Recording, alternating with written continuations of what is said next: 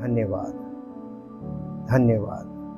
परमपिता परमेश्वर, हम आपका हृदय से धन्यवाद करते हैं आपके महान प्रेम और उस अनुग्रह के लिए जो प्रभु आप सब लोगों पे बनाए रखते हैं, और विशेषकर उन लोगों पे जो आपके इकलौते पुत्र प्रभु यीशु मसीह की देह का हिस्सा हैं और आपके चुने हुए, बुलाए हुए, छुड़ाए हुए लोग हैं जो उद्धार पाए हुए हैं और उद्धार पाकर पिता परमेश्वर की उपस्थिति के सफर में आगे बढ़ रहे हैं। धन्यवाद करते हैं पिता परमेश्वर आपके महान प्रेम के लिए। आप हमें प्रतिदिन उन्नति में आगे बढ़ाते हैं ताकि हमारे जीवन में आत्मिक उन्नति में हम आगे बढ़ते रहें और आत्मिक बातों में परिपक्व होते जाएं, ताकि हमारा जीवन आपके इकलौते पुत्र प्रभु यीशु मसीह के सदृश हो और आपकी महिमा का कारण हो। सारी महिमा आपको मिले क्योंकि ऐसा आप ही करते हैं। धन्यवाद के साथ इस प्रार्थना को आपके इकलौते पुत्र प्रभु यीशु मसीह के नाम से मांगते हैं, आमीन। हम परमेश्वर का धन्यवाद करते हैं आज के अच्छे दिन के लिए, और इस बात के लिए ज़्यादा धन्यवाद करते हैं कि अब हम लोग एक लेवल और ऊपर जा रहे हैं और आज से एक नए विषय पर हम लोग स्टडी को शुरू कर रहे हैं। और ये नया विषय है द ग्लोरी ऑफ गॉड, परमेश्वर की महिमा। और ये ऐसा विषय है जिसमें हम उन बातों पर मनन करेंगे और उन बातों को स्टडी करेंगे जो हमारे जीवन में हमको अभी तक पता ही नहीं है, और अगर पता भी है तो उसकी स्पष्टता या क्लैरिटी हमारे पास नहीं है। हम स्पष्टता के साथ परमेश्वर के वचन में आगे बढ़ रहे हैं पवित्र आत्मा की मार्गदर्शन में, ताकि उसकी महिमा जैसी उसने हमारे लिए निश्चित की है, वचन में वर्णन किया है, वो महिमा हमारे जीवन से प्रकट हो। हम परमेश्वर की महिमा के विषय में अध्ययन में आगे बढ़ेंगे। आज एक प्रश्न है, what is the glory of God according to the Bible. परमेश्वर के वचन बाइबल के अनुसार परमेश्वर की महिमा है क्या। सबसे पहले मेरे साथ एक पद पढ़िए जो आपको मिलेगा, भजन संहिता 19 अध्याय का पहला पद, हिंदी में फिर इंग्लिश में। आकाश परमेश्वर की महिमा का वर्णन कर रहा है, और आकाश मंडल, जिसे हम सौर मंडल बोलते हैं, आकाश मंडल उसकी हस्तकला को, यानी आकाश मंडल इस बात को प्रकट कर रहा है कि परमेश्वर जिसने आकाश मंडल को अपने हाथों से बनाया, उसके हाथों के कामों को प्रकट कर रहा है और आकाश उसकी महिमा कर रहा है। इसको हम इंग्लिश में देखेंगे क्योंकि ये परमेश्वर की महिमा मनुष्य को करनी चाहिए जो आज आकाश मंडल कर रहा है, सृष्टि कर रही है। परमेश्वर की बनाई हुई सारी सृष्टि परमेश्वर की महिमा को प्रकट कर रही है। The heavens declare the glory of God, and the firmament shows and proclaims His handiwork। Proclaim का मतलब आधिकारिक घोषणा करना। ये पहला प्रकाशन है जो समस्त मानव जाति जो बाइबल को नहीं जानते, परमेश्वर को नहीं जानते, वो आकाश मंडल को देखकर उसकी महिमा को देख सकते हैं और ये सोच सकते हैं कि जिसने ये सब कुछ बनाया वो कितना महान होगा। जब परमेश्वर ने अब्राहम से बात की तो अब्राहम को परमेश्वर ने आकाश मंडल दिखाकर बात की, क्योंकि रिटन वर्ड नहीं था। आज परमेश्वर हमें वचन में दिखा के बात कर रहा है, लेकिन परमेश्वर का वचन हमें आकाश मंडल भी दिखाता है कि आकाश मंडल को देखो कि इसका बनाने वाला परमेश्वर है। और हम उसी परमेश्वर के विषय में जानकारी भी प्राप्त कर रहे हैं और उसी परमेश्वर पे विश्वास कर रहे हैं और उसी परमेश्वर की महिमा के लिए हम उसकी इच्छा को अपने जीवन में रिसीव कर रहे हैं, ताकि उसकी महिमा प्रकट हो जिसने आकाश मंडल को बनाया, और उसका बनाने वाला वही है और उसने हमें और आपको भी बनाया है। एक पद और पढ़ेंगे, रोमियो की पत्री उसका पहला अध्याय 19 और 20 पद। इसलिए कि परमेश्वर के विषय का ज्ञान, यानी समस्त मानव जाति के मनों में परमेश्वर के विषय का ज्ञान प्रकट है, क्योंकि परमेश्वर ने उन पर प्रकट किया। अब लोग कहेंगे कि परमेश्वर ने हम पर कब प्रकट किया और कैसे प्रकट किया। आकाश मंडल को देखो, आकाश मंडल को देखकर सोचो कि इसका बनाने वाला कौन है। जिसको आप ईश्वर मान रहे हो, आप उसने बनाया है या इसका बनाने वाला कोई और है? उसके वचन में जाके देखो, जिसने बनाया उसका वचन बाइबल है, और बाइबल ही परमेश्वर का एकमात्र वचन है जो बनाने वाले सृष्टिकर्ता के सारे कामों का भी वर्णन करता है और उसकी महिमा को सृष्टि में कैसे देखना है ये हमको बताता है। जी, उसके अनदेखे यानी उस परमेश्वर के, उस सृष्टिकर्ता के अनदेखे गुण अर्थात उसकी सनातन सामर्थ और परमेश्वरत्व जगत की सृष्टि के समय से उसके कामों के द्वारा परमेश्वर की महिमा कैसे देख सकते हैं? सृष्टि को देखिए और उसकी सृष्टि के द्वारा आप ये समझेंगे कि परमेश्वर जिसने इस सृष्टि बनाई है वो कितना महान और कितना महान होगा और कितना महिमा के योग्य होगा, और उसकी बुद्धि अगम, जैसा वचन में लिखा हुआ है। इसको इंग्लिश, हाँ आगे पढ़िए। यहां तक कि वे यानी समस्त मानव जाति निरुत्तर है। परमेश्वर के आगे किसी के पास कोई सवाल नहीं, कोई जवाब नहीं, निरुत्तर है बिल्कुल। इसको इंग्लिश में पढ़ दीजिए दोनों versus. Thank you Jesus, thank you Jesus. For that which is known about God is evident to them and made plain in their inner consciousness। हर एक मनुष्य के विवेक में परमेश्वर के कामों का प्रमाण है कि परमेश्वर ने ये बनाया। लोग कहते हैं सृष्टिकर्ता, सृष्टिकर्ता किसको बोल रहे हैं? जिसको जानते नहीं है, बट दे एक्नॉलेज कि एक सृष्टिकर्ता है, एक परमेश्वर है जिसने सृष्टि को बनाया, उसी को सृष्टिकर्ता बोलते, वो एक ही है। जी, because God himself has shown it to them. मनुष्य समस्त मानव जाति को परमेश्वर ने खुद सृष्टि के द्वारा अपने आप को प्रकट किया। जी, for ever since the creation of the world His invisible nature and attributes, that is His eternal power and divinity, have been made intelligible and clearly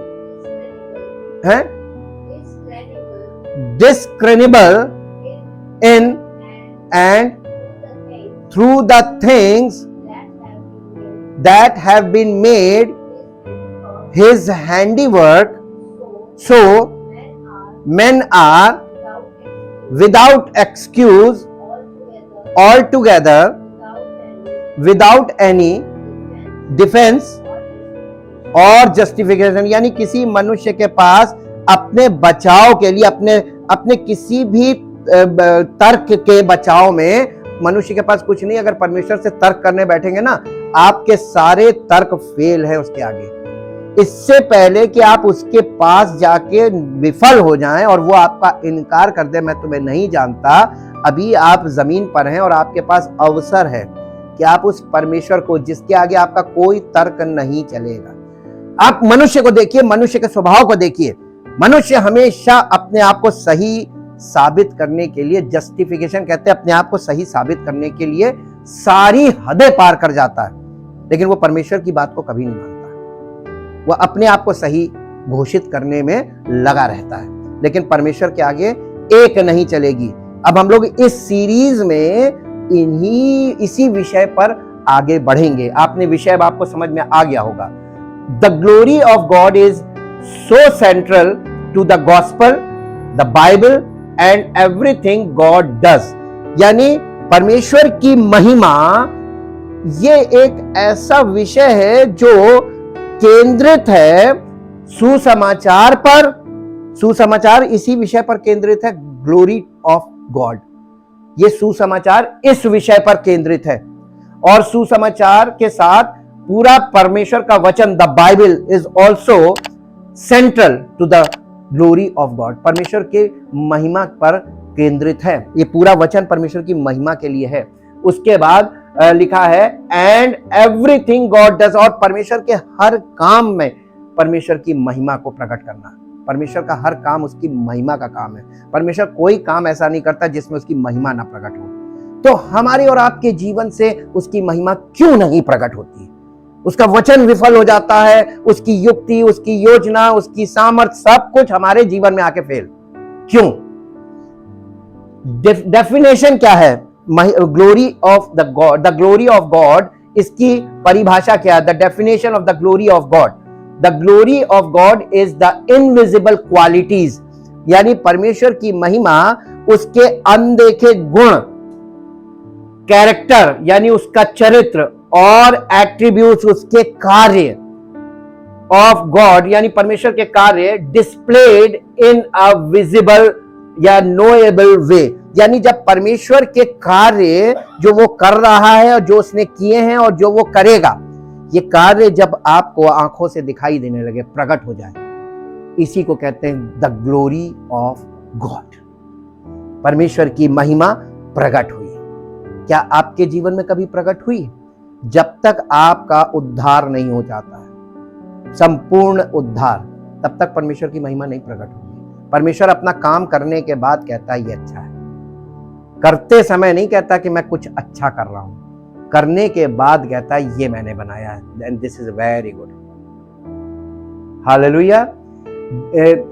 according to the Bible, the glory of God is his invisible character made visible, यानी according to the Bible, परमेश्वर के वचन Bible के अनुसार the glory of God, परमेश्वर की महिमा, is his invisible character, उसके अनदेखा चरित्र या उसका अनदेखा स्वभाव है, जो मेड विजिबल, जो देखने योग्य वो करता है, ताकि मनुष्य उसके कामों को देखे, उसकी सामर्थ्य को देखे, उसके आश्चर्य कर्मों को देखे जो वो कर रहा है। When there was a visible display of God in the Old Testament, जब पुराने नियम में परमेश्वर ने अपनी महिमा को प्रकट किया था मनुष्यों के सामने, इसको थियोफेनी बोलते हैं। थियोफेनी क्या चीज है, इसको सीखिए।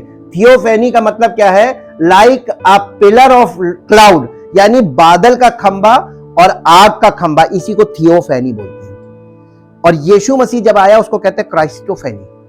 थियोफेनी ओल्ड टेस्टामेंट में था, क्राइस्टोफेनी न्यू टेस्टामेंट में, यानी नए नियम में परमेश्वर की महिमा कौन प्रकट कर रहा है? उसका इकलौता पुत्र प्रभु यीशु मसीह। इसीलिए ये जो थियोफेनी था, a pillar of cloud and a pillar of fire, often times it states that the glory of God appeared, यानी परमेश्वर को प्रायः परमेश्वर की महिमा को प्रकट करने के लिए पुराने नियम में बादल को दिखाया गया है कि बादल उतर गया, बादल छा गया, बादल ने उन्हें कवर कर लिया, आग का खंबा, बादल का खंबा, इस रूप में इसको बार बार ये दिखाया जा रहा है ताकि मनुष्य को ये बताया जाए कि ये परमेश्वर की महिमा का बादल है। गिनती की पुस्तक the book of Numbers chapter 9 verse 15 and 16, यहां पर जिस दिन निवास, जो साक्षी का तंबू भी कहलाता है, ये मूसा का तंबू है, खड़ा किया गया, उस दिन बादल उस पर छा गया और संध्या को वो निवास पर आग सा दिखाई दिया और भोर तक दिखाई देता रहा। रोज नित्य ऐसा ही होता रहा, अर्थात दिन को बादल छाया रहता और रात को आग दिखाई देती थी, और जब जब वो बादल तंबू पर से उठ जाता था तब इजराइली प्रस्थान करते थे। परमेश्वर की महिमा उनको लेकर चलती थी जी। और जिस स्थान पर बादल ठहर जाता वहीं इजराइली अपने डेरे खड़े करते थे। ये परमेश्वर की महिमा का बादल उनको लेकर चलता था। Refer to as the glory of God, यही चीज परमेश्वर की महिमा को दिखाती है। Obviously the glory of God is not a pillar of cloud और पिलर ऑफ फायर, यानी वास्तव में परमेश्वर की महिमा बादल के द्वारा, ये बादल नहीं, ये जो बादल का खंभा और आग का खंभा, ये परमेश्वर की महिमा थी नहीं।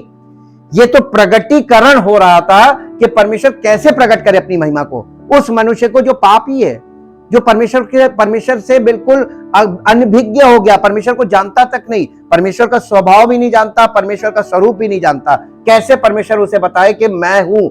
But when the character or quality of God is displayed publicly, it is God created man, नहीं, it is referred to as the glory of God। यानी परमेश्वर अपने चरित्र को और अपने स्वभाव को प्रकट करके मनुष्यों को ये बताने की कोशिश कर रहा था कि ये मैं हूं और मेरी महिमा का बादल है। और ये मनुष्य ऐसा नहीं कर सकता कि आग के खंभे में वो आपकी अगुवाई करे, कोई मनुष्य नहीं कर सकता। और ना ही शैतान ऐसा कर सकता है, शैतान आपकी अगुवाई नहीं कर सकता। शैतान आपको बरगलाने का काम कर सकता है, आपके माइंड में शक का कीड़ा डाल सकता है, आपको दुविधा में डालने वाली बात आपके मन में डाल सकता है, आपको डबल माइंड कर सकता है। लेकिन परमेश्वर आपको कभी ऐसा नहीं करेगा। इसलिए परमेश्वर, शैतान आपके मन के विचारों में, आपके मन में विचार पैदा करके आपको भ्रमित करता है, लेकिन परमेश्वर आपकी आंखों का इस्तेमाल करता है, आपकी इंद्रियों के द्वारा अपने आप को प्रकट करके अपने कामों को दिखाकर अपनी महिमा आपको दिखाना चाहता है। आप किस चीज में ज्यादा इंटरेस्ट रखते हैं?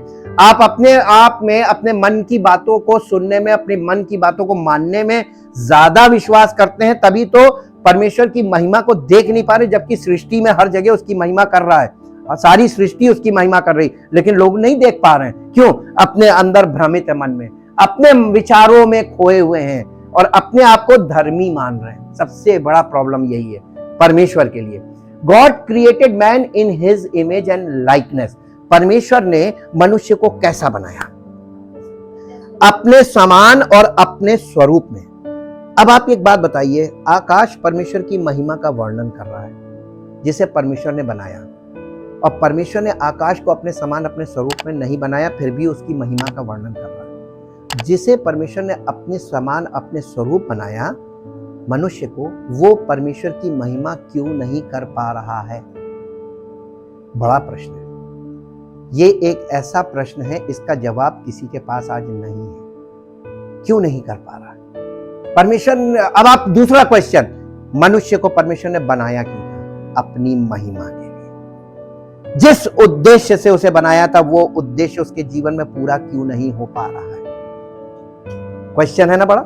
इस प्रश्न को रखिएगा। ये पूरी सीरीज में ये प्रश्न आपको एक लाइन में जवाब होता तो हम अभी बता देते हैं। इसका जवाब आपको परमेश्वर खुद देगा अपने वचन के द्वारा, पाठ पाठ करके। आज हम देखेंगे कि ऐसा क्यों हुआ मनुष्य के साथ। उत्पत्ति की पुस्तक, उसका पहला अध्याय, उसका 26 और 27 पद पढ़ दीजिए। फिर परमेश्वर ने कहा, हम मनुष्य को अपने स्वरूप के अनुसार अपनी समानता में बनाएं, और वे समुद्र की मछलियों और आकाश के पक्षियों और घरेलू पशुओं और सारी पृथ्वी पर और सब रेंगने वाले जंतुओं पर जो पृथ्वी पर रेंगते हैं। काहे के लिए बनाया था? अपने समान अपने स्वरूप में बनाया था, और सारी पृथ्वी पर मनुष्य को अधिकारी बनाया था कि ये अधिकार रखे सारी चीजों पे। परमेश्वर ने अपना काम बिल्कुल सही किया था, उद्देश्य भी सही था और काम भी सही था। अब इसको इंग्लिश में पढ़िए कि तब परमेश्वर ने मनुष्य को अपने स्वरूप के अनुसार बनाया नहीं। पहले क्या किया? पहले मनुष्य को उत्पन्न किया। परमेश्वर क्या है? उसका स्वरूप क्या है? आत्मा। तो परमेश्वर की आत्मा से क्या उत्पन्न होगा? शरीर के आत्मा। इसीलिए पहले अध्याय में परमेश्वर के आत्मा से क्या उत्पन्न हुआ? आत्मा। और दूसरे अध्याय में उसने मिट्टी का पुतला बनाया, ये शरीर बनाया। पहले अध्याय में उसने मनुष्य को उत्पन्न किया। मनुष्य एक आत्मा है, लेकिन मनुष्य की आत्मा मर गई। अब हम देखेंगे आगे के पार्ट्स में, यही देखेंगे कि वहां क्या हुआ। मनुष्य को परमेश्वर ने उत्पन्न किया अपने ही अपने स्वभाव के अनुसार अपनी समानता में और नर और नारी करके उसने मनुष्यों की सृष्टि की। यानी जो परमेश्वर ने उत्पन्न किया आत्मा में, वो नर और नारी उत्पन्न किया, लेकिन अभी शरीर नहीं है वहां पर। आपको शरीर का वर्णन नहीं मिलेगा, शरीर बाद में बनाया, यहां पे उत्पन्न किया फिर बनाया। इसीलिए हिब्रू में 2 वर्ड आते हैं, बारा और आसा। एक बार उत्पन्न किया, दूसरी बार बनाया। जी, God said let us father. देखिए, God said, to whom God said, परमेश्वर किससे बातें कर रहा है? आगे यहां इंग्लिश में क्लियर लिखा है, फादर, सन। यहां पे 3 लोग हैं जो आपस में बात कर रहे हैं, Father, Son and Holy Spirit. Make mankind in our image. Our मतलब ये प्लूरल वर्ड है, क्या आओ हम। तो ये कौन कौन है वहां पर? पिता, पुत्र, पवित्र आत्मा, तीनों वहां पर मौजूद हैं और तीनों कह रहे हैं कि हम मनुष्य को बनाएं। जी, after our likeness and let them have complete authority over the fish of the sea, the birds of the air, he tame beasts and overall of the earth and over everything that creeps upon the earth. So God created man in his own image, in the image and likeness of God he created him, male and female he created them. यानी इन स्त्री पुरुष दोनों को उसने बनाया, दोनों बराबर थे, एक दूसरे से ऊपर नीचे नहीं थे जैसे आज है, ये बिकॉज ऑफ सिन है। जी, अब ये देखिए, परमेश्वर ने मनुष्य को अपने स्वरूप में बनाया। परमेश्वर महिमा का परमेश्वर है। मनुष्य को काहे के लिए बनाया था? कि मनुष्य परमेश्वर की महिमा को प्रकट करे। और आज मनुष्य क्या कर रहा है? इस लायक ही नहीं। क्यों? क्योंकि वहां पे कुछ हुआ, फॉल ऑफ मैन। तुरंत इसके बनाने के बाद फॉल ऑफ मैन, मनुष्य का पतन। मीन्स फॉल ऑफ मैन का मतलब है disobedience of Adam and ewe, यानी आदम और हवा की अनाज्ञाकारिता। मूल पाप क्या है? परमेश्वर की आज्ञा का उल्लंघन करना, आज्ञा का उल्लंघन करना। देखिए, आज्ञा ना मानना अलग बात है, आज्ञा का उल्लंघन करना यानी आज्ञा को तोड़ना, दिस इज इसको इंग्लिश में बोलते हैं ट्रांसग्रेशन ऑफ द लॉ। यानी आपको आज्ञा मालूम है और कई बार आप चाहते हैं कि हम आज्ञा मानना चाहते हैं, लेकिन आप उसका उल्लंघन करते हैं। कैसे? कि आप उस आज्ञा में अपनी एक युक्ति जोड़ देते कि देखिए मेरी मजबूरी थी इसलिए मुझे ऐसा करना पड़ा। हाँ के ना? ये ट्रांसग्रेशन में आता है। आप परमेश्वर के सामने तर्क रखते हैं। ये उन लोगों ने ट्रांसग्रेशन किया था और ट्रांसग्रेशन का कारण था वो लोग जिस अवस्था में थे उसको बोलते हैं इनोसेंस, यानी वो लोग मासूम थे। उस समय पृथ्वी ऐसी नहीं थी जैसे आज मनुष्यों से भरी है। क्राइम नहीं था, हाँ, करप्शन नहीं था, वहां कुछ नहीं था। वो परमेश्वर की उपस्थिति का स्थान था, लेकिन उन्होंने उल्लंघन कैसे किया था? परमेश्वर की आज्ञा मालूम थी, लेकिन उस शैतान ने जब उनको काउंसिल किया तो उसकी बात उनको ज्यादा अच्छी लगी और उन्होंने परमेश्वर की आज्ञा को टालकर उस काम को किया जो उसने कहा। इसको कहते हैं आज्ञा का उल्लंघन। उल्लंघन बहुत अलग चीज है। अब देखिए, ये काम वहां पर हुआ, means disobedience of Adam and Eve, the lapse of humankind into a state of sin. वो पाप की अवस्था में चले गए। जैसे ही उन्होंने ये काम किया वो पाप की अवस्था में चले गए, यानी उनका स्वभाव बदल गया। अब आप देखिए आगे साफ लिखा हुआ है, भजन संहिता 14 अध्याय 1 से 3 पद पढ़ेंगे, 1, 2, 3। मूर्ख ने अपने, देखिए कोई व्यक्ति मुंह से कभी नहीं बोलता है, मन में ये सोचता है अरे परमेश्वर नाम की कोई चीज नहीं है, मूर्ख ने अपने मन में कहा कोई परमेश्वर है ही नहीं, वे बिगड़ गए, उन्होंने घिनौने काम किए, सो कोई सुकर्मी नहीं। परमेश्वर ने स्वर्ग में से मनुष्यों पर दृष्टि की कि देखें कोई बुद्धिमान, कोई परमेश्वर का खोजी है या नहीं। वे सब के सब, ये बता कौन रहा है? ये परमेश्वर बता रहा, किसको? हम लोगों को, कि हम ऐसे हो गए हैं जी। वे सब भ्रष्ट हो गए, ये बहुत खराब वर्ड है, करप्ट, भ्रष्ट हो गए हैं। इंग्लिश में पढ़ दीजिए, ये बहुत इंपॉर्टेंट, इनके साथ इंग्लिश बहुत जरूरी है राइट वर्ड्स के लिए। Psalm 14, 1, 2, 3।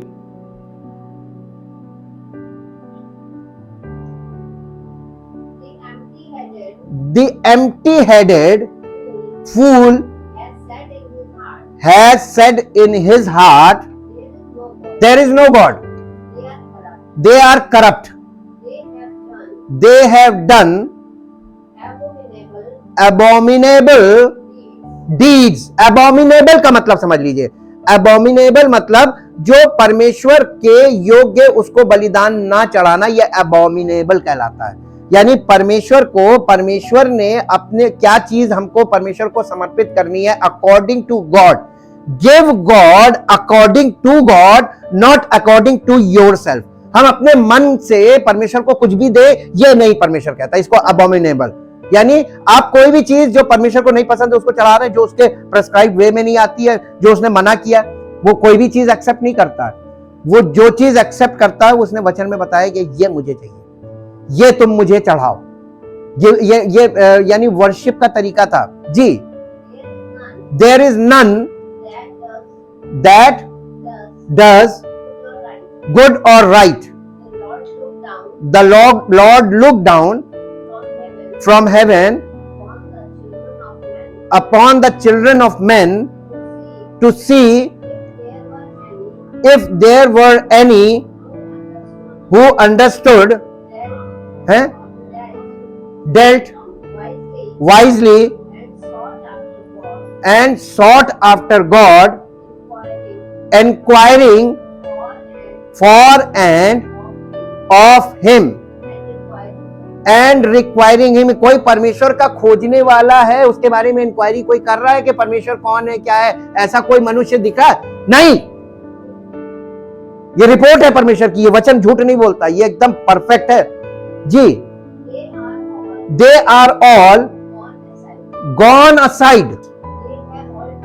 They have altogether become filthy. Filthy का मतलब मैले चिथड़े के समान, गंदे हो गए। There is none that does good or right. No, not one. यहां पे जो बात बोली है इसको रिपीट फिर किया है। रोमियो की पत्री 3 अध्याय 10 से 17 पद पढ़िए, हिंदी में फिर इंग्लिश में। रोमियो की पत्री जैसा लिखा है, कोई धर्मी नहीं, कहा लिखा है? अभी हम लोगों ने जहां पढ़ा है भजन संहिता 14 अध्याय में लिखा है, जैसा लिखा है कि कोई धर्मी नहीं, एक भी नहीं, कोई समझदार नहीं, कोई परमेश्वर का खोजने वाला नहीं, सब भटक गए, सबके सब निकम्मे बन गए हैं, कोई भलाई करने वाला नहीं है, एक भी नहीं। उनका गला, किनका? जो लोग अपने मुंह से परमेश्वर की बड़ाई कर रहे हैं, वो परमेश्वर कह रहा है उनका गला, जो प्रचार कर रहे हैं कह रहा है उनका गला खुली कब्र है, खुली हुई कब्र है। वे सब भटक गए हैं, उन्होंने अपनी जबान से, अपनी जीभों से छल किया है, उनके होठों में सांपों का विष है, उनका मुंह श्राप और कड़वाहट से भरा हुआ है, उनके पांव लहू बहाने को फुर्तीले हैं, उनके मार्गों में नाश है और क्लेश है। अब आप ऑब्जर्व कीजिए चारों तरफ, अपने चारों तरफ इंसानों में देखिए क्या चीज मिल रही है, नाश हो रहे हैं और क्लेश हो रहा है, नाश और क्लेश। ये परमेश्वर का वचन है, जैसा उसमें लिखा वैसा ही होगा जी। उन्होंने एक चीज मनुष्य को चाहिए, मार्ग, कुशल का मार्ग। और कुशल का मार्ग बताओ तो उनकी समझ में नहीं आएगा। क्यों? क्योंकि अंदर सब करप्शन भरा हुआ, मैले गंदे चिथड़े। हमारे सब धर्म के काम भी मैले चिथड़े के समान है। क्या कौन सा काम करके दिखा रहे हो उसको कुछ तुम्हारा काम नहीं चाहिए जी। ऐसे आप याद कीजिए यीशु मसीह ने क्या कहा था मत्ती 7:21 में, उस दिन यानी न्याय के दिन बहुतेरे मुझसे कहेंगे मैंने तेरे नाम से दुष्ट आत्माएं निकाली, प्रचार किया, तेरे नाम से बड़े बड़े आश्चर्य कर्म किए। यीशु मसीह क्या जवाब देगा? मैं तुम्हें नहीं जानता, हे कुकर्म करने वालों। तो वो मिनिस्ट्री को कुकर्म कह रहा वहां पे। तो आपके और हमारे द्वारा किया जाने वाला सेवा कार्य जो हम परमेश्वर के नाम से कर रहे हैं वो कुकर्म इसलिए है क्योंकि परमेश्वर की उपस्थिति में हम खुद चल नहीं रहे, खुद जी नहीं रहे, परमेश्वर की इच्छा हमारे जीवन में पूरी नहीं हो रही और हम मिनिस्ट्री कर रहे हैं। ये कुकर्म है जी। अब इसके बाद हम लोग इसका रोमियो की पत्री उसका 3 अध्याय का 23 पद भी पढ़ते हैं। इसलिए कि सबने पाप किया है, काहे से रहित है। मनुष्य को काहे बनाया था? अपनी महिमा के लिए। और पापी होने के कारण मनुष्य परमेश्वर की महिमा से रहित हो गया। तो इसका मतलब आदम और हवा ने जैसे ही वो फल खाया वो परमेश्वर की महिमा से रहित हो गए। कभी आपने वहां जाके अपने समस्या के बारे में देखा कि ये समस्या जो हुई है ये तो समस्त मानव जाति में फैली हुई है और हम भी उसी में से है, तो हम परमेश्वर की महिमा कर ही नहीं सकते? मान लो, ये भी विश्वास करना है कि हम नहीं कर सकते, और फिर यह विश्वास करना है कि यदि वो चाहे तो वो अपने हमारे जीवन से अपनी महिमा कर सकता है।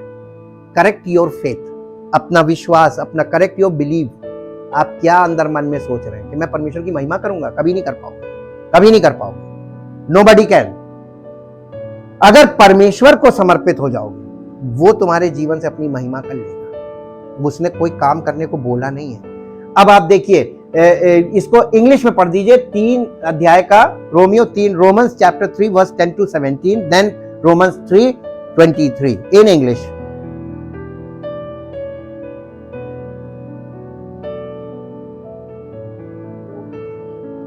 दस से 10 to 17, as it is written, none is righteous, just and truthful and upright and conscious, no, not one. No one understand, no one intelligent discerns or comprehends, no one seeks out God. All have turned aside. Together they have gone wrong and have become unprofitable and worthless. No one does right, not even one. Their throat is a yawning grave. They use their tongues to deceive, to mislead, and to deal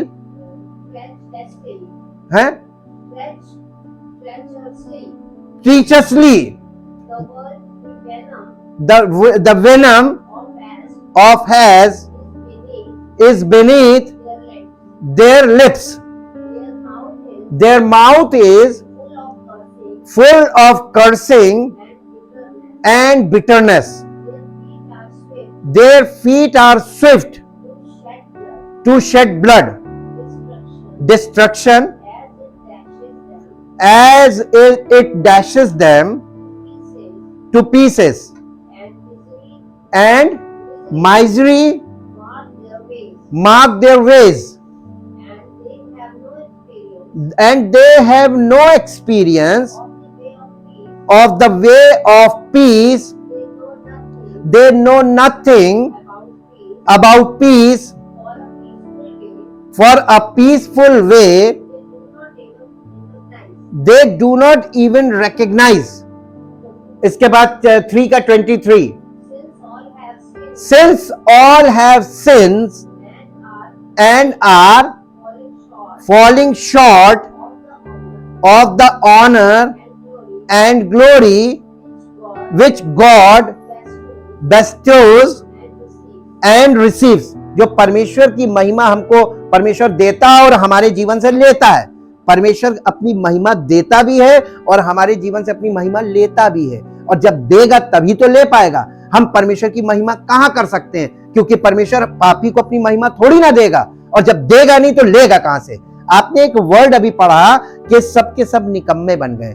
निकम्मे का मतलब मालूम है, English में साफ लिखा हुआ है कि कोई इस लायक नहीं है जिससे परमेश्वर की महिमा हो। और जब आप किसी के लायक नहीं होंगे, आप कहीं जॉब पे जाइए, आप वहां पे जॉब मांग रहे, मनमानी सैलरी मांग रहे, लेकिन आप उनके काम के नहीं, तो आपको कहां रखेंगे। निकम्मे का मतलब यूजलेस, किसी काम के नहीं। हम कैसे हैं? यूजलेस। परमेश्वर के लिए हम यूजलेस हैं, हम किसी काम के नहीं हैं। और जब हम किसी काम के नहीं हैं तो हम जबरदस्ती परमेश्वर की महिमा कहां से कर सकते हैं, जब तक परमेश्वर हमें एक्सेप्ट नहीं करेगा। और उसकी महिमा जब तक हमें मिलेगी नहीं, हमारे जीवन से दिखेगी कहां से, वो लेगा क्या हमसे। इसीलिए हमें बहुत ध्यान देना चाहिए कि परमेश्वर के वचन का आधार ही हमें नहीं मालूम है, मनुष्य की अपनी उत्पत्ति का आधार हमें नहीं मालूम कि हमारे जन्म से जहां मनुष्य जाति रची गई है, सृष्टि की गई, वहीं से प्रॉब्लम आ रही है। और ये प्रॉब्लम आदम की श्रेणी में होने के कारण, हम सब आदम की संतान है, और ये सब में यही प्रॉब्लम है। ऑल, कोई मनुष्य अलग नहीं है। तो इसलिए कोई अपने आप को न धर्मी समझे, कभी धर्मी हो नहीं सकते। ये परमेश्वर के वचन के अनुसार कभी नहीं हो सकते। कभी मन में लाइएगा नहीं कि मैं धर्मी हूं, और जब आप ये नहीं लाएंगे, आप अपने आप को पापी मान लेंगे, आपकी सबसे पटरी खाने लगेंगे। We all are sinner. अब हम पर अनुग्रह हुआ है तो हम चाहेंगे कि हमारे और लोगों पर भी अनुग्रह हो। तो हम पर अनुग्रह हुआ, ये उसकी दया है, हमारे चाहने से नहीं हुआ, उसकी मर्जी से हुआ है। और जब आप अपने परमेश्वर ने क्या कहा है कि हे हमारे पिता, जैसे जिस प्रकार हम अपने अपराधियों को क्षमा करते हैं, उसी प्रकार तू हमारे अपराधों को क्षमा कर। किस प्रकार? आप कैसे माफ करते हैं? तो आपके भी नहीं होंगे, कंडीशन है, आपके भी नहीं होंगे। यीशु मसीह ने तुरंत बता दिया था, तुम माफ करोगे, जितने तुम माफ करोगे और जितनों को तुम दिल से माफ करोगे, उतनी माफी तुमको ऊपर से मिलेगी। अकाउंट आपके हाथ में। अब आप अपने अकाउंट को बढ़ाना शुरू कर दीजिए। अभी तक तो हम घटा ही रहे थे झगड़ा करके। हालेलुया जी। अब इसके बाद the fall of Adam introduced, आदम के पतन से एक नया परिचय निकला। Introduced 2 kinds of death into the world। इस संसार में 2 मृत्यु को लेकर आया आदम। वो 2 मृत्यु क्या है, हम इसको आगे देखते हैं। By partaking of the forbidden fruit, यानी उस फल को खाकर जिसे परमेश्वर ने मना किया था। परमेश्वर ने यानी partaking of the forbidden fruit and thus violating the law under which he was placed, यानी उसने उस नियम को तोड़ दिया, उस सिद्धांत को तोड़ दिया जो परमेश्वर की उपस्थिति में रहने का सिद्धांत था कि इसका फल ना खाना। ये सिद्धांत को उसने तोड़ दिया, उस फल को खा के वायोलेट कर दिया। वायोलेट का मतलब तोड़ दिया।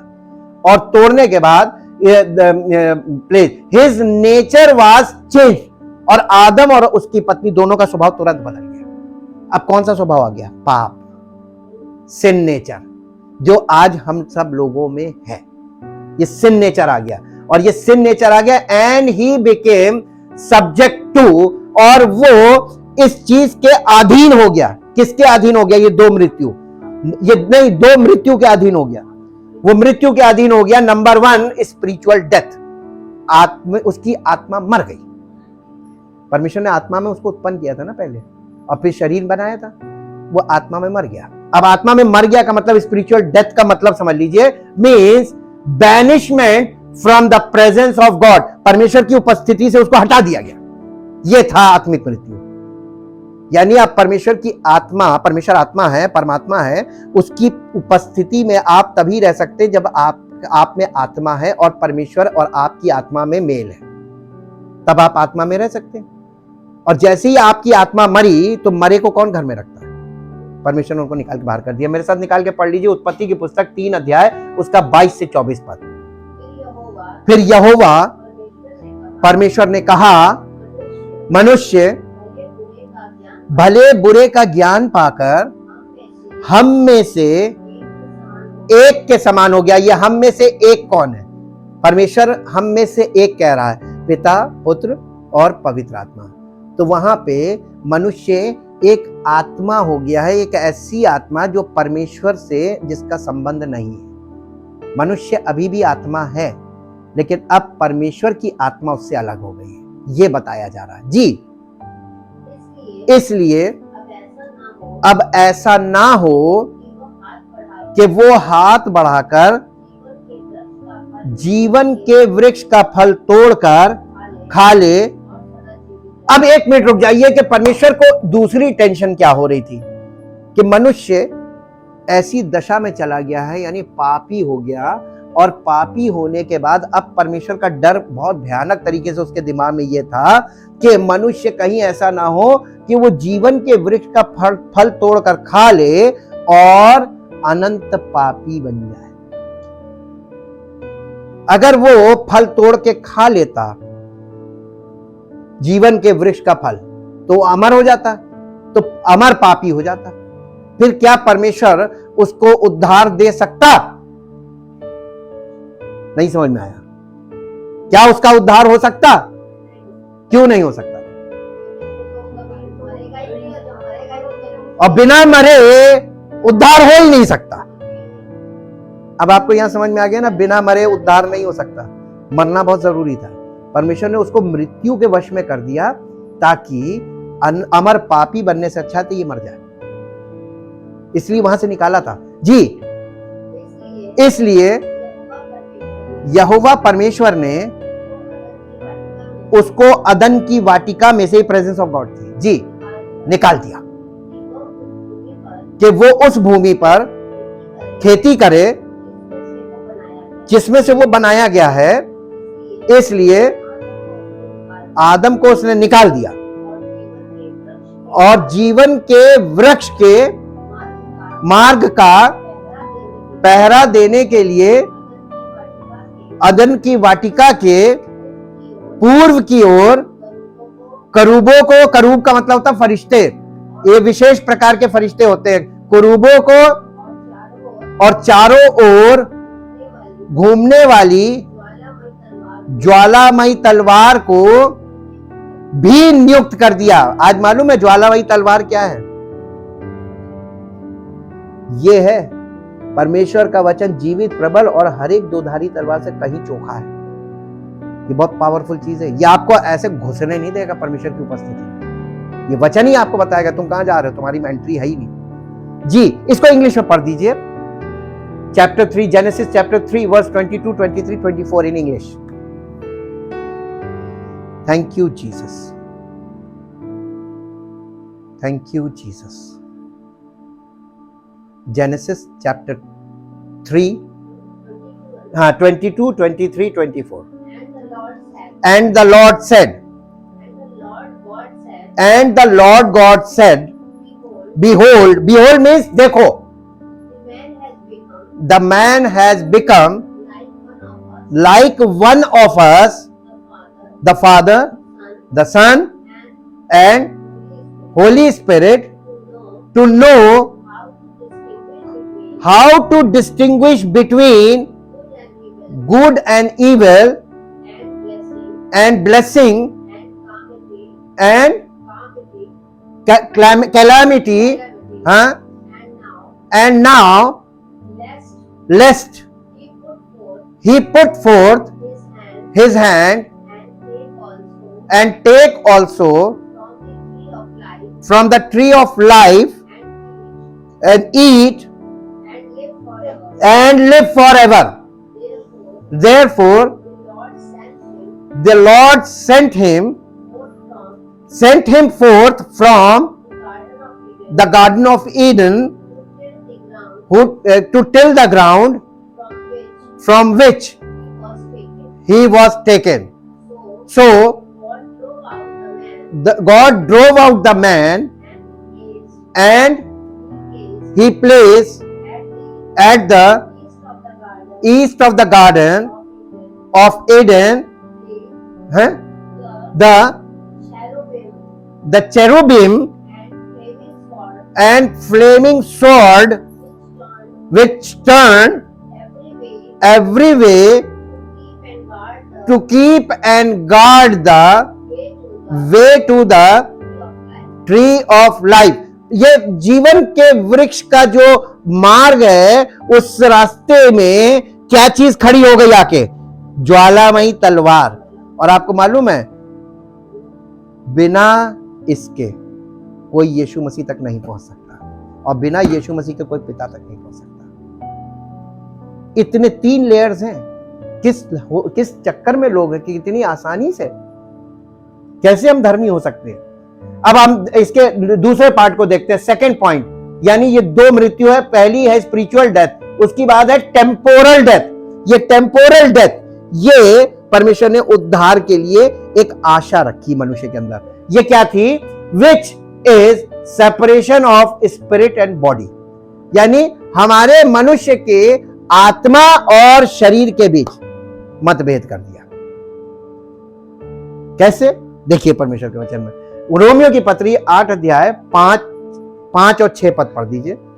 क्योंकि शारीरिक व्यक्ति शरीर की बातों पर मन लगाता है, परंतु आध्यात्मिक आत्मा की बातों पर।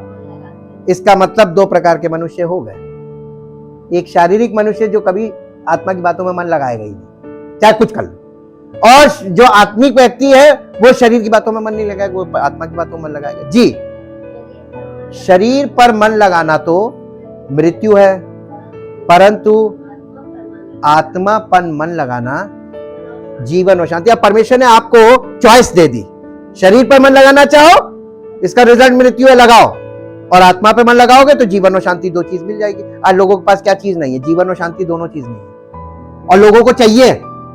लेकिन तरीका क्या है? मन कहां लगाना है?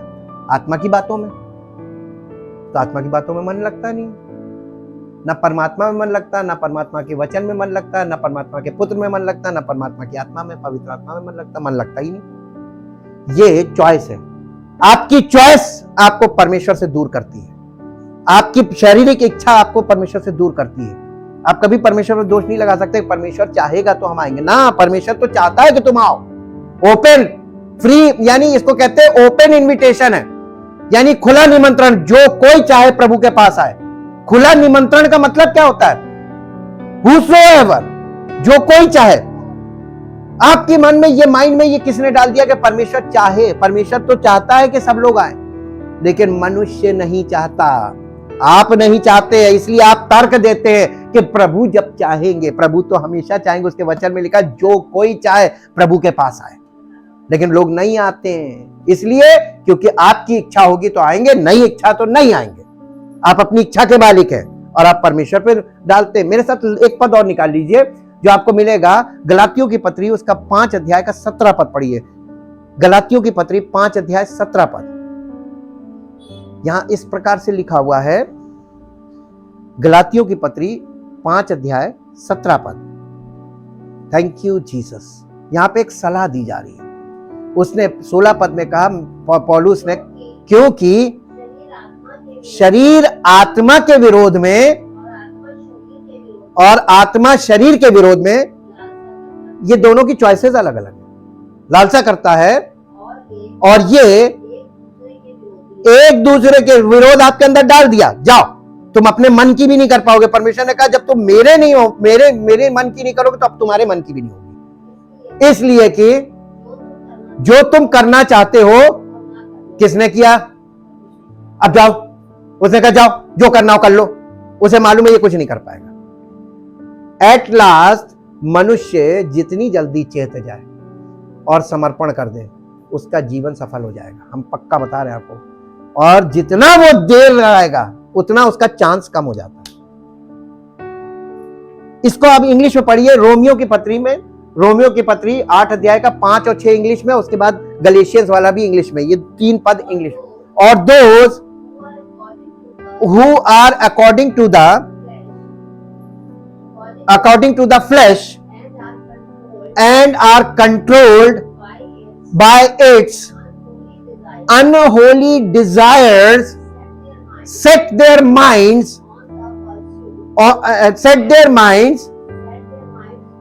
on and pursue those things which gratify the flesh, but those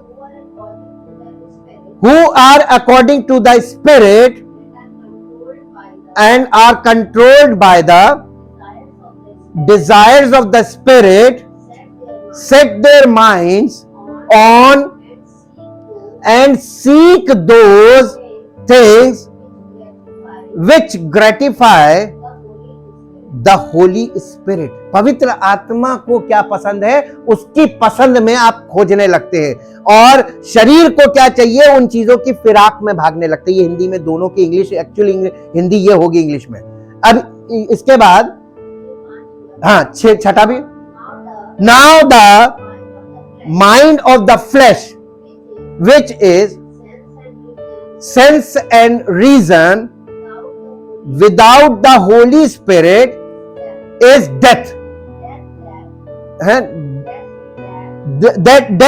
That comprises all the miseries arising from sin, both here and hereafter. जी, but the mind of the Holy Spirit is life and soul, peace, both now and forever. हमेशा की जिंदगी आपको मिल गई, और शांति हमेशा की मिल गई, खुशी हमेशा की मिल गई, आनंद हमेशा का मिल गया पवित्र आत्मा के द्वारा। अब इसके बाद Galatians chapter 5 verse 17 in English. Thank you Jesus, thank you Lord. You were running, नहीं, Galatians chapter 5 verse 17, chapter 5 verse 17, for the desires of the flesh are opposed to the Holy Spirit, and the desires of the Spirit are opposed to the flesh, godless human nature. For these are antagonist to each other, continually withstanding and in conflict with each other. इनमें आपस में परस्पर मतभेद भी है और झगड़ा भी है। conflicting with each other, so that you are not free but are prevented from doing what you desire to do. परमेश्वर ने एक ऐसी फांस डाल दी कि तुम बचे रहो। परमेश्वर बचाने की पूरी कोशिश की, उसने ऐसी एरर डाल दिया हमारे अंदर कि तुम जो करना चाहते हो कर ही नहीं पाओगे, क्योंकि तुम्हारे अंदर मतभेद है। मतभेद कहां है? आपकी आत्मा और आपके शरीर में मतभेद है, और जब तक आप आत्मा में नहीं आएंगे तब तक आपका शरीर काबू नहीं आएगा, और शरीर अलग दिशा में भागेगा। आत्मा प्यासी मरती रहेगी, और आप उस चीज को कर नहीं पाएंगे, क्योंकि आत्मा को किनारे करके शरीर का कोई भी प्लानिंग, शारीरिक कोई भी विचारधारा कभी आप पूरी नहीं कर पाएंगे। Thank you, thank you, thank you Lord. परमपिता परमेश्वर, हम आपका हृदय से धन्यवाद करते हैं। आपने मनुष्य को जिस दशा में कर दिया, यह आपकी युक्ति थी, क्योंकि आपने उसको बचाने के लिए सारा इंतजाम बना लिया था, और इसीलिए आपने उसको ऐसी दशा में डाल दिया कि मनुष्य चाहे कुछ भी कर ले, वो परमेश्वर तक पहुंच नहीं सकता, और मनुष्य कुछ भी कर ले, वो अपने मन की इच्छा को कभी भी पूरी तरीके से कंप्लीट नहीं कर सकता। वो एक लेवल तक जाएगा और उसके बाद उसकी वो योजना फेल हो जाएगी। हाँ प्रभु, संसार में ऐसा ही होता है। लोग एक लेवल तक आपसे भागकर और कुछ करने की कोशिश करते हैं और बहुत हद तक कामयाब होते हैं, लेकिन एक दिन ऐसा होता है कि वो सब कुछ धराशायी हो जाता है, क्योंकि आपने मनुष्य को ऐसी दशा में किया है क्योंकि आप मनुष्य को जिसे आपने अपनी महिमा के लिए रचा था उसको आप कुछ और करने देने योग्य रखते ही नहीं है, क्योंकि आपने मनुष्य को अपनी महिमा के लिए बनाया था। और जब मनुष्य इस लायक नहीं रहा तो आपने उसके उस दशा से निकालने की योजना बनाई, और उस योजना के द्वारा प्रभु आप हमारे जीवन में अपनी सामर्थ को प्रकट करते और अपनी महिमा का कारण बनाते हैं, और तब हमारे जीवन में सफलता आ जाती है और हम उस लेवल तक जा सकते हैं जहां तक आपने हमारे लिए ठहराया, ताकि आपकी महिमा हो और आपका नाम महिमा पाए। धन्यवाद के साथ इस प्रार्थना को आपके इकलौते पुत्र प्रभु यीशु मसीह के नाम से मांगते हैं, आमीन। Praise the Lord.